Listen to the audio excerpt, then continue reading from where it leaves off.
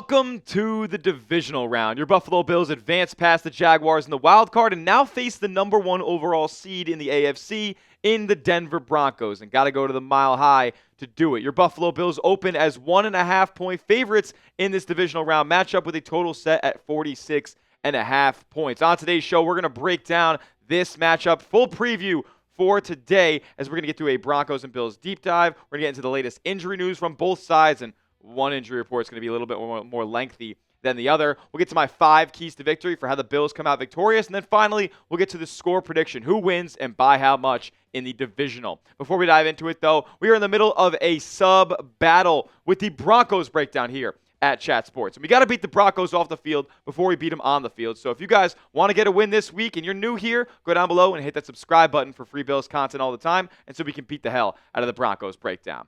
All right, let's look at this divisional round opponent here in the Denver Broncos. 14-3 record, the best in the NFL, and the AFC West champions. They got some big wins on their resume. They went to Philadelphia and won there. They won against Green Bay at home, and they went to the Houston Texans and won down there as well. The last team to have defeated the Houston Texans in the 2025 season. But they also have losses to the Chargers, the Colts, the Jaguars, where they kind of laid an egg at home toward the tail end of the season in their one big matchup down the stretch. So that's good news for Buffalo because we just beat them last week. And the last meeting between these two teams was in the 2025 wild card, so this is a playoff rematch from last season. Buffalo ended up winning 31-7 in a game that wasn't all too competitive in Buffalo. I believe the Broncos ended up scoring first in that game, and then it was just straight Bills BTA. And what also could be something encouraging for Bills fans here, shout out to my guy Carson from Nerd Sesh. He tweeted out this fun stat saying the Broncos had 6 one-score wins against teams that had 5 or fewer wins this season. They really struggled against teams like the New York Giants, the Jets, the Raiders. They only won by a score each in each of their 2 matchups. That's more than any playoff team in NFL history. Unbelievable. I think they opened the season with a 1-score win over the Tennessee Titans as well. This team is shaky, so the Bills have an opportunity here to go out and get another win. But look, let's be honest, they do have the best defense in the NFL. If you look at their defensive metrics, it's unreal. They're the number 4 scoring defense in all of football at 18.3 points per game. They do not let teams move the ball up and down the field, though. Number 1 in opponent yards per game. Number 2 in opponent third down conversions, so they don't let you get extra downs there, extra series there.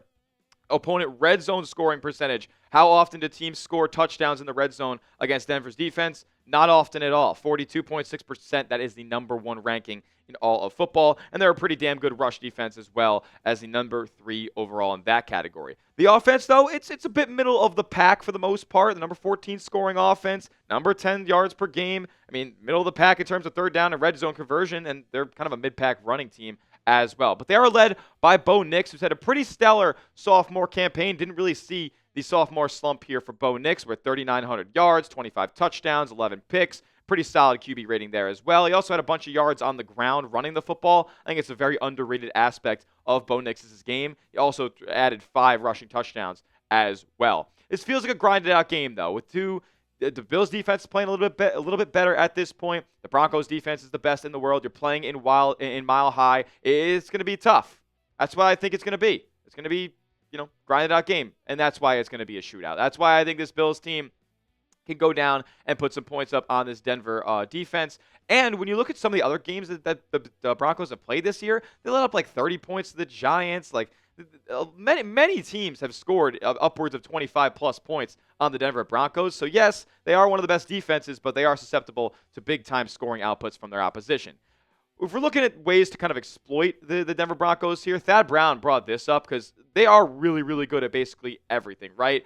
But when they play these elite units on offense, like the Buffalo Bills have, they have some pretty big-time statistical performances. You got yards allowed for the top 3 rushing offenses that they faced. 143, 119, and 108. So they allow over 100 yards every time they've played a top 3 rushing offense that they faced on their schedule, at least. The yards allowed to the top 3 passing offenses that they faced. 306, 265, and 231. So, not bad, but not great there either. Points allowed to the top 3 scoring offenses that they faced, though. 34, 29, and 24. So this Broncos defense, it's crazy. The stats are there. They're the best sack team in the National Football League too. But they can have an off day, and teams can score on them if their offense is cooking well. And look, what do we just look at? When Denver plays teams that are pretty good at running the ball, teams are pretty good at passing the ball, teams are pretty good at scoring the ball, those teams end up scoring and moving the ball down the field. So when they play guys like Josh Allen and James Cook, those guys like Josh Allen and James Cook end up putting up numbers. And I'll be honest with you guys, Denver hasn't faced a quarterback running back duo like Josh Allen and James Cook. Now the Broncos do lead the NFL in sacks, though, with 68, nearly an NFL record. And they lead the NFL in sack percentage as well. On 10.3% of opposing quarterback dropbacks, the Broncos end up with a sack. So it's going to be tough. But at the same time, does it even matter? Like, we still have 17 at the end of the day. Look at what Josh Allen did this past week against the Jacksonville Jaguars. Not the raw stats, no. What he did against pressure. Josh Allen excelled under pressure. Shout out to Next Gen Stats for this. In their playoff win against the Jaguars, finishing 9 for 12 for 144 yards under duress. He found success attacking the perimeter as well on those throws, connecting on 11 of 15 attempts for 126 yards on passes outside the numbers. So when things got money for Josh Allen, it didn't matter. You guys saw that throw to Brandon Cooks in the fourth quarter where he had a free rusher in his face. Brandon Cooks wasn't even separated from the two DBs that matched up on him, and he still threw with anticipation and connected on that big-time play. It doesn't matter if there's pressure on Josh Allen. It doesn't matter if he's hurt everywhere on his body. He's still going to make the big plays. And you saw this in the nerd stats as well. If you want to see this graph from Wild Card Weekend where we looked at quarterback performances in terms of PFF grade versus EPA per play, Josh Allen was by far the best quarterback in the wild card round. And this doesn't include C.J. Stroud and Aaron Rodgers in the Monday Night Football game. We're recording this right before that game kicks off. But Josh, we know, is by far the best quarterback that's still going in this postseason. But I can't sit here and act like the Bills receivers didn't do a bang-up job against Jacksonville, man. I really thought they played well. Khalil Shakir, as a matter of fact, caught all 12 of his targets for 12 catches and 82 yards. He was evading tacklers. He had a couple of receptions that were not his typical route tree, where it was more down the field throws from Josh, which I thought was really, really great that they're implementing once the postseason's rolled around. Brandon Cooks, man, continues to be one of the best downfield separators on this roster. 3 catches for 50 yards for him. And then even the guys who just had one lone catch on the day. Tyrell Shavers converted a big third down. Keon Coleman had a big catch and run, broke a tackle, and got the Bills inside the 5-yard line. So all these guys made plays where we haven't really seen them make plays during the season. I hope that they've turned a corner and will continue this level of play during the playoffs. And you know what's fun to me? That the Broncos have the best cornerback in all of football, best man-to-man corner in football, and Pat Surtain. He usually takes away a team's number one wide receiver, right? Can't take one away if the Bills don't have one. So this everybody eats approach is somehow, some way coming back around, circling back around, and benefiting the Buffalo Bills. This is good news that one half of the field won't be taken away by Pat Surtain manning up on a number one. With that being said, we'll get to more in just a moment previewing this game. But if you want the Bills to beat the Broncos and move on to the AFC Championship, manifest a win for me. Go down below, hit that thumbs up icon, and like today's video. All right, let's get into the Bills injury report here as we get into some injury news from both sides. And this is going to be the one that we're talking about a little bit more at length than Denver's injury report. As Jordan Poyer was ruled week to week by Sean McDermott, and that means he will be unlikely to play. I'm ruling him out of this weekend's matchup with Denver. That's a big loss for the Buffalo Bills. You guys can check out our earlier video on the loss of Jordan Poyer and what it means for this defense. Gabe Davis tore his ACL, so he's going to be out as well. Josh Palmer dealing with an ankle injury. He had to miss this past wildcard game. Hopefully he's able to come back with the Gabe Davis injury because the Bills need more depth at wide receiver, even if their guys had a pretty good week against Jacksonville.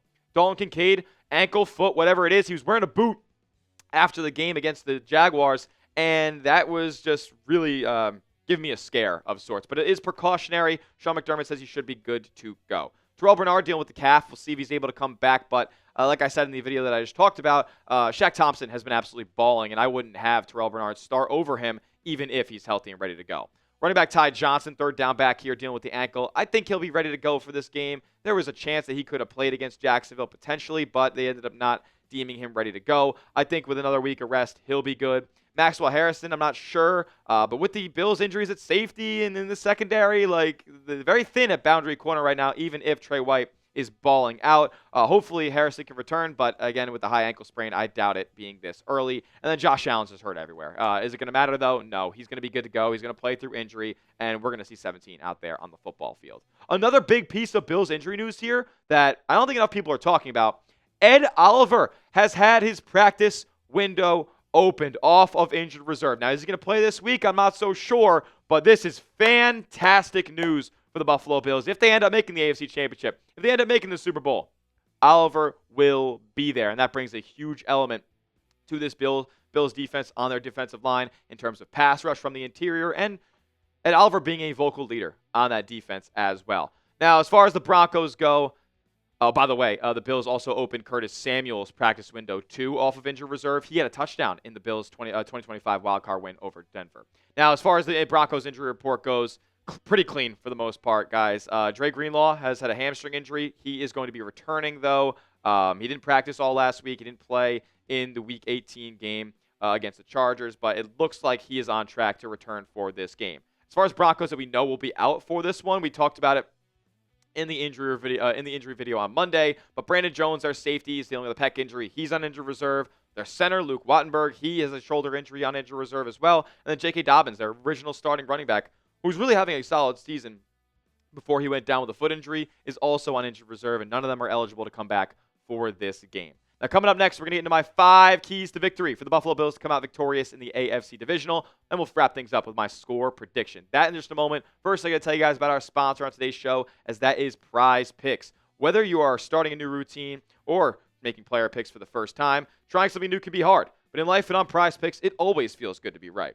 With high-pressure playoff matchups every weekend and elite hoops action almost every night, the action never stops. And PrizePicks lets you take control with the best daily fantasy sports app in the game. All you guys got to do is pick 2 to 6 players and just pick more or less on their projected stats. And it's awesome because PrizePicks offers the best features that other people do not, like early payouts. So if your player gets off to a hot start, you now have the option to cash out those winnings before the game even finishes. Find your community on PrizePicks as well. With the new social feeds feature, you can share PrizePicks with your friends and copy lineups from winners with a single click.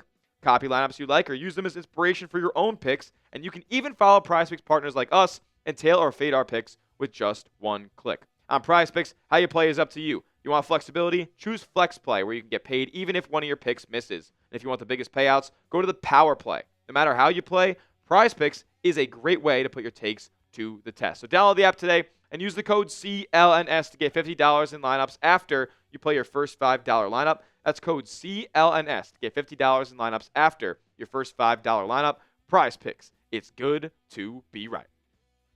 All right, my 5 keys to victory. Starting out with number 1, Tre White stays young. We heard Matt Perino talk in the Bills press media availability on Monday, talking to Bobby Babbage, saying, it kind of looks like we're seeing the Tre White. And then he was like, okay, good. Go on, say it. The old Tre White. Yeah, he's looking like it's 2019 all over again in 2026. He absolutely balled out against the Jacksonville Jaguars. Listen to this from Next Gen Stats. Tre'Davious White was targeted just 4 times across 32 coverage snaps, recording a season-high 3 passes defended, including the game-sealing play that resulted in an interception for Cole Bishop. White specifically matched up with Brian Thomas Jr. 12 times, allowing his sole reception on a 3-yard touchdown. Look, Tre White has had a very underrated season, man. None of us thought that he would be a every-game starter toward the end of the season. I mean, I'm sure most of you thought he would get hurt at some point during the season, let alone be good enough to play every single week as that starting boundary corner. He was getting more snaps at the starting CB spot over Max Hairston, their first-round pick, a guy who can go step for step with the fastest receivers in this league. But Tre White has answered the call every single time he's been out there on the field. He's got to do that again this week against Cortland Sutton and company in Denver. Next up, we're going to keep attacking with tight ends. I know the Bills wide receivers had an awesome day against Jacksonville. Is that guaranteed to happen again against a much better cornerback trio for the Denver Broncos? I would say no. And you know what isn't very good on this Denver Broncos defense? The linebackers and their ability to cover tight ends. Dre Greenlaw being one of them. He's okay at it, but I'm not going to sit here and act like Dalton Kincaid can't go win a route against Dre Greenlaw. And like Alex Singleton, I don't think he's going to be matching up too crazily alongside Dawson Knox and Dalton Kincaid either. I just don't think that's going to happen in this game. And specifically with Kincaid, he's going to be a guy who you have to target in this game. They did it in the last wild card matchup. I mean, the Bills tight ends had 5 catches for 85 yards in the 2025 wild card game. So clearly, this is something the Bills like to go to. It's happened again this season, and I don't even think they got the tight ends involved enough in this Jacksonville Jaguars game in the wild card. Kincaid against the Jags, he only had 3 catches, 28 yards in that touchdown, which was an awesome route and a play that the Bills like to use a lot, that fake screen into the wheel route for the tight end, which ended up resulting in a touchdown more often than it doesn't.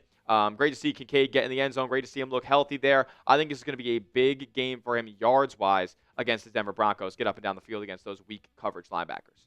Next up, Greg Rousseau. Can Groot keep the pressure on in this game? Look, I know the Bills were going against some backup offensive linemen in Jacksonville, and this Denver Broncos O-line is much better of a unit. But Greg Rousseau seems to be finding his groove at the right time. Listen to what he did in the Jacksonville Jaguars win. Greg Rousseau generated 5 pressures and 1 sack on 24 pass rushes. That's a 20.8 pressure rate. Pretty good against the Jaguars in the wild card round. Rousseau generated at least 1 pressure against 4 different Jaguars players, with his lone sack coming against tackle Anton Harrison. Look, man, Joey Bosa's play has been slipping. With Joey Bosa's play kind of taking a dive at this point in the season, we need the $80 million man to step up. He has to take over in this game. He has to go out there and sack Bo Nix once or twice. He is by far the most athletic Bills pass rusher on this team as well. And so against a quarterback at Bo Nix that can escape pressure, he can escape the pocket, he can take off with his legs, that's going to have to be the thing that Greg Rousseau limits in this game and help take over, grab a sack or 2, get some pressure on the quarterback. Greg Rousseau, we need you big time. Next up, make a play on defense. It's happened every single time, folks. Whether it is Cole Bishop, like it was in the Jacksonville Jaguars win, or it's Christian Benford making the play against the Cincinnati Bengals in Joe Burrow's face, sending a pick 6 the other way, or if it's Christian Benford against the Steelers, or if it's Terrel Bernard against the Dolphins, Deion Walker getting his hand on that football to make that interception happen. Somebody makes a play on this Bills defense week in and week out. Who's it going to be this time? That's what we're looking for. Is it going to be Bishop? Is it going to be Benford? Is it going to be Bernard? I don't know. Is it going to be Shaq Thompson making a big interception once again, or a stop at the line of scrimmage? Somebody's got to go out there and make a play. 17 will do the rest. And that will bring us to our final key to victory here. We do this every week. I can tell you all these stats all you want. I can tell you all these keys to victory. I can tell you all these things, as many nerd graphs as you like, but at the end of the day, it all comes back to 17. We have them, and they don't. This man's not losing another playoff game. He's not losing another football game the rest of the season. I'm telling you guys this right now. I'll say it once. I'll say it again. Josh Allen is not losing another football game. He is lifting a Lombardi. He's bringing a parade to Buffalo. At the end of the day, the Bills have 17, and the Broncos do not. He's going to make the plays, whether his foot's hurt, his head's hurt, shoulder, doesn't matter. Knee, it doesn't matter. You want to throw pressure at him? He'll evade it. He'll throw in their face. He's the best quarterback. He's the best football player in the world. Bills got 17. Denver does not. That being said, predict the score for me down in the comment section right now. Bills, Broncos, divisional round. Who wins and by how much? Get your crystal balls out for me and predict the score of this game down in the comment section, as I'll give you my score prediction in just 1 second. Alrighty, folks. Divisional game. I got the Bills winning. Yes, I do. Bills defeat the Broncos 31-23. I know it would be silly to assume the Bills win semi-comfortably here, but I think they can put up points on this Broncos defense. I think that the Broncos are a little bit too inconsistent for my liking either. Like, they're coming off a week of rest, but could it be rust at the same time? Bills coming off a win. I'll take them every single time. 31-23 is my score prediction. Get yours down in the comment section. And make sure you give me a follow over on Twitter, as that will do it for today's show. At Tyler J. Smith, 2 H's because the name's common, but I am not. And make sure you are subscribed to the channel as well. YouTube.com/Bills News for the latest and greatest on your Buffalo Bills as we lead up to the divisional round matchup with the Denver Broncos. We'll see you guys next time. And as always, let's go, Buffalo.